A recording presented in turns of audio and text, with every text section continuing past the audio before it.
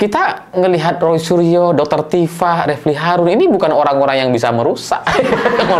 Melakukan pengerusakan itu dia nggak bisa gitu. Jangankan mematahkan besi yang ada di wilayah pemakaman keluarga Jokowi, mereka matahin kayu aja belum tentu mampu gitu.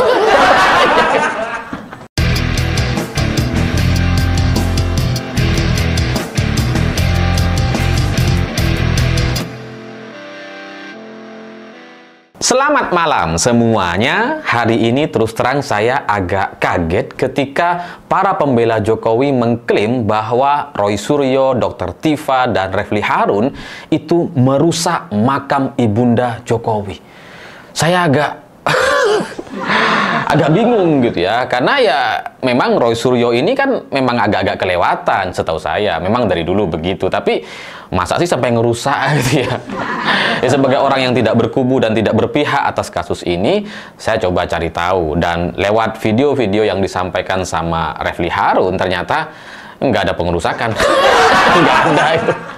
Mereka cuma datang ke sana terus kemudian bikin konten video di luar area makam gitu, dan kemudian ya udah nggak ada pengerusakan gitu. Tapi ya cerita-cerita yang beredar di media sosial itu kan kayak serem sekali gitu, seolah-olah Roy Suryo, Dr. Tifa, dan Refli Harun ini kayak wah udah kayak nggak bermoral. Kayak sangat-sangat biadab kata mereka, ini bahasa-bahasa mereka gitu ya. Dan semakin banyak konten yang beredar di media sosial, semakin saya lihat gitu, ternyata ini kayaknya mengarah kepada briefing. Ini kayaknya memang sudah diarahkan gitu, karena narasinya sama gitu. Roy Suryo, Dr. Tifa merusak, padahal nggak ada. Ya sebagai orang yang pernah membela Jokowi lebih lama daripada para pembela Jokowi hari ini gitu ya, secara senioritas saya ini lebih senior dari mereka gitu ya, saya paham bahwa ini kayaknya memang gaya-gaya komunikasi yang betul-betul direncanakan dan dikerahkan gitu. Karena ya paham saya soal cara-cara yang seperti ini, karena kalau melihat dari pola-polanya ini kayaknya memang ya dibuat sama teman-teman di Solo gitu ya. Ya teman-teman saya juga dulunya gitu ya, sampai sekarang masih berteman, cuma nggak ada komunikasi saja. Jadi wah saya mengerti nih, memang coba diposisikan seolah-olah Jokowi itu terzolimi seperti yang sudah dilakukan oleh banyak orang dalam beberapa tahun kemarin gitu. Dan ya soal makam ibunda Jokowi yang diklaim dirusak sama Roy Suryo, Dr. Tifa, dan Refli Harun ini kalau secara tata bahasa ini masuk dalam kategori hiperbola, coba dibuat dramatis, dilebih-lebihkan gitu ya. Dan sebenarnya ya setengah palsu. Atau palsu lah katakanlah, karena faktanya nggak ada gitu. Dan ya mungkin maksud si pemberi narasi atau si kakak pembina dalam hal ini untuk mengorkestrasi para pembela Jokowi itu maksudnya coba memberikan satu pandangan untuk menarik perhatian para pembela atau loyalis Jokowi. Karena istilah merusak makam itu sebenarnya bukan dalam arti yang sebenarnya gitu, karena pengerusakannya nggak ada sama sekali, dan mereka memang tidak melakukan pengerusakan terhadap makam ibunda Jokowi. Ya samalah seperti ibu-ibu yang mengklaim akan menggeruduk Mabes Polri dengan 500 perempuan pakai BH dan celana dalam gitu ya. Itu kan sebenarnya cuma bohongan aja. Dalam klarifikasinya si ibu-ibu bilang ya karena kami memang setiap hari pakai BH dan celana dalam. Emang tolol. Emang udah nggak tahu malu lah mereka. Tapi ya begitulah orang-orang yang terpojok akan melakukan segala cara untuk kemudian mencari pembenaran dan ngeles dari apa yang mereka lakukan gitu. Jadi ya soal makam yang katanya dirusak oleh Roy Suryo dan kawan-kawan ini, itu sebenarnya ya sama seperti ibu-ibu yang mengancam Mabes Polri untuk digeruduk dengan pakai BH dan celana dalam gitu. Sebenarnya nggak ada. Dan mereka semua nampaknya memahami ini. Dan soal orang mendatangi makam itu memang dalam sejarahnya, dalam apa yang kita yakini dalam kultur atau adat istiadat orang Indonesia, itu tidak pernah bisa disebut dengan merusak gitu. Nggak pernah ada gitu. Dalam sepanjang sejarah negeri ini, nggak pernah ada orang datang ke makam terus kemudian dianggap merusak. Ya kecuali misalkan melakukan pengerusakan, tapi kan ini enggak, itu cuma datang aja gitu. Dan lagian sebenarnya Roy Suryo, Dr. Tifa atau teman-temannya ketika datang ke wilayah makam keluarga Jokowi, itu mereka nggak bisa masuk. Terus gimana caranya mereka ngerusak lawang mereka ada di luar, lawang dikunci kok ini wilayahnya gitu ya. Jadi ya itulah fakta atau apa yang sedang terjadi di lapangan. Dan ini menarik kenapa para pembela Jokowi memainkan narasi makam Ibunda Jokowi dirusak gitu. Untuk apa sebenarnya mereka bermain di narasi yang seperti itu? Kalau untuk hanya sebatas memposisikan diri sebagai pihak yang terzolimi, rasanya nggak perlu sekasar itu gitu ya, nggak sampai merusak. Nggak perlu hiperbola gitu ya, bisa dilakukan dengan cara-cara yang berbeda. Jadi ketika menggunakan kata merusak ini sepertinya ada upaya untuk membentengi, ada rencana untuk kemudian membuat satu standar baru agar siapapun yang datang ke makam keluarga Jokowi itu nanti akan dianggap sebagai sebuah kesalahan.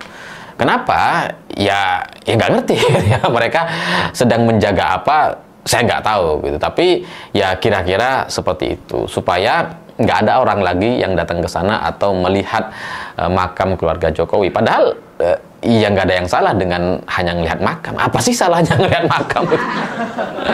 Nah, setelah saya coba cek gitu ya, dan apa yang disampaikan sama Tifa, Roy Suryo ketika datang ke lokasi, sepertinya ini ada satu tujuan yang saya baca secara komunikasi publik yang dilakukan oleh tim Roy Suryo.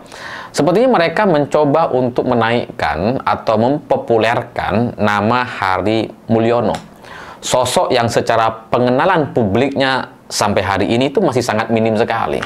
Orang banyak yang nggak tahu gitu ya soal Hari Mulyono. Banyak yang nggak ngerti. Dan kalau kita mendengar nama Mulyono itu sebelumnya sudah dinormalisasi atau dibiasakan untuk mengacu kepada nama kecil Jokowi saja gitu. Bukan salah satu keluarga Jokowi yang bernama Hari Mulyono gitu. Jadi inilah nampaknya tujuan dari Tifa atau Roy Suryo untuk menaikkan pengenalan publik terkait nama Hari Mulyono untuk menambah kerumitan soal isu ijazah Jokowi gitu. Karena kalau nama Hari Mulyono ini dibicarakan, mulai dikenal sama publik, dan itu kemudian dianalisa gitu ya dari sisi silsilah perjalanan hidupnya, ya meskipun sekarang sudah meninggal dunia orangnya, tapi kan istrinya masih ada dan menikah dengan Anwar Usman gitu. Jadi ini rahasia sebenarnya, tapi saya melihat ada celah di sana untuk kemudian membantah foto-foto Jokowi di masa lalu yang kemungkinan besarnya itu bukan Jokowi.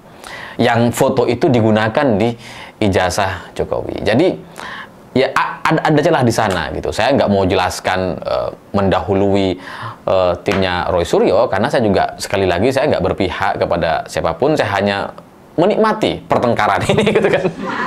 Jadi tunggu saja dari pihak mereka, dan nampaknya memang mereka akan mengarah ke sana. Nah, sebagai pendukung Jokowi, ini mereka juga sebenarnya sudah sama-sama tahu gitu ya, bahwa kalau ini mengarah kepada Hari Mulyono, maka itu akan membuat isu ijazah ini jadi semakin rumit. Makanya langsung dibentengi dengan narasi Roy Suryo merusak makam Ibunda Jokowi gitu ya, supaya ya orang jadi anti dengan Roy Suryo ya, tidak mau membela, dan kemudian Jokowi dan keluarga mendapatkan simpati gitu. Ya meskipun kalau orang yang melihat kedua sisi gitu ya mungkin mereka akan lebih pro kepada Roy Suryo lagi gitu ya. Ya karena faktanya mereka nggak melakukan perusakan. Nah, kalau yang kegiatan bikin konten atau datang ke lokasi pemakaman keluarga Jokowi, saya melihat kalau yang ada di konten Refly Harun itu sebenarnya lebih kepada napak tilas gitu. Ya mendatangi rumah Jokowi juga, rumah di masa lalu yang sekarang digunakan untuk kursus bahasa Inggris, melihat sejarah foto-foto Jokowi yang ada di situ, yang ya itu menjadi bagian dari permasalahan yang akan mereka sampaikan dalam beberapa hari ke depan gitu ya. Jadi ini lebih kepada napak tilas gitu.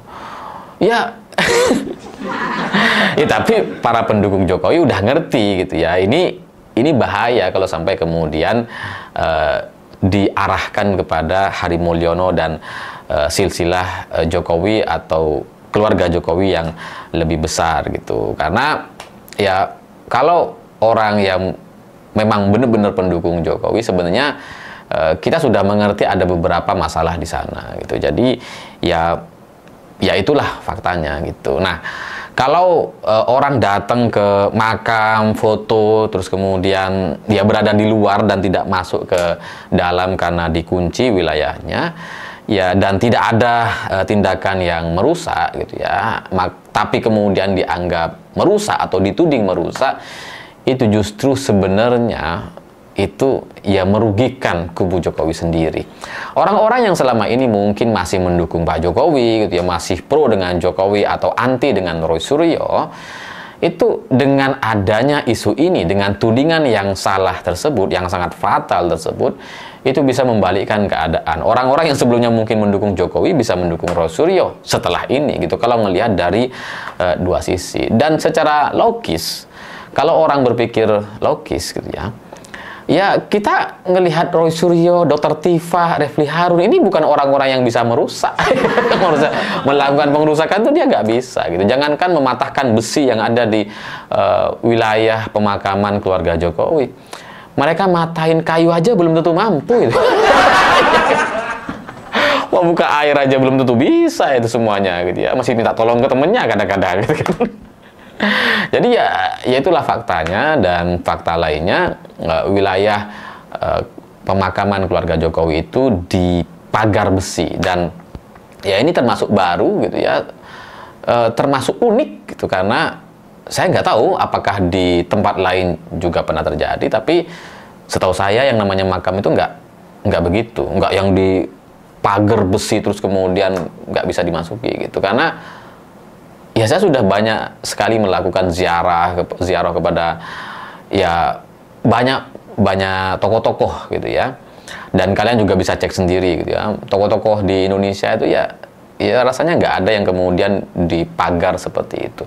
Tapi ya kembali lagi, itu soal selera, itu soal keputusan keluarga, dan tidak ada yang dilanggar dari pagar besi yang demikian. Nggak ada masalah dengan itu, hanya tidak biasa saja. Cuman karena para pendukung Jokowi bilang ini dirusak gitu ya, maka saya harus membahas soal besinya tadi gitu. Bagaimana caranya merusak kalau dipagar besi?